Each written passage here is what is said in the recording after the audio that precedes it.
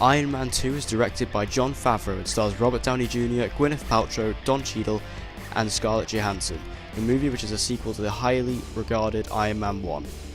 After revealing himself to the world as Iron Man, Tony Stark has to face a few new threats ever since his revelation, with an old rival of his father revealing himself to the world, and also having to deal with his declining health since the arc reactor is actually killing him as well as healing him, and also with an upcoming human threat from Justin Hammer to take on Tony Stark personally.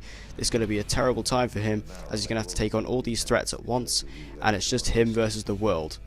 This is my review for Iron Man 2.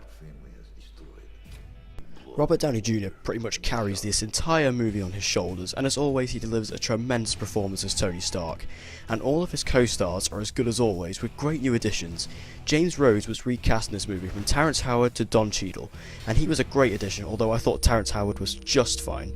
And seeing the incredible and beautiful Scarlett Johansson as Natasha Romanoff, aka Black Widow, was extremely exciting for the hints of what's to come in this universe and which characters are already in place to be utilised later on. The villains in this movie were truly horrendous in my opinion.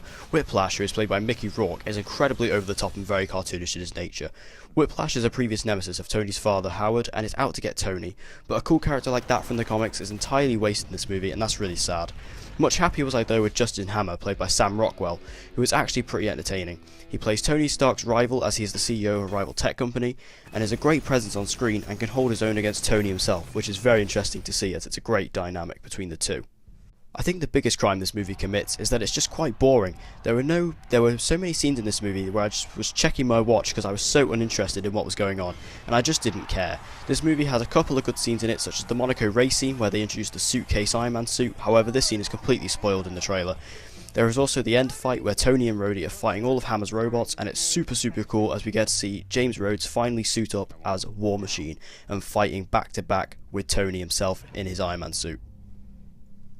For me, this movie falls completely flat and is just in the end not that entertaining of a film.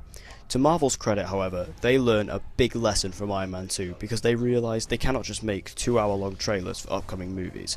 This movie was just build up, that's all it is. Build up for the upcoming Avengers movie, and adding in things like S.H.I.E.L.D. and the shoehorning in Black Widow is just showing how this movie was being forced out to tie over till the next one, and also as build up for the upcoming Avengers film.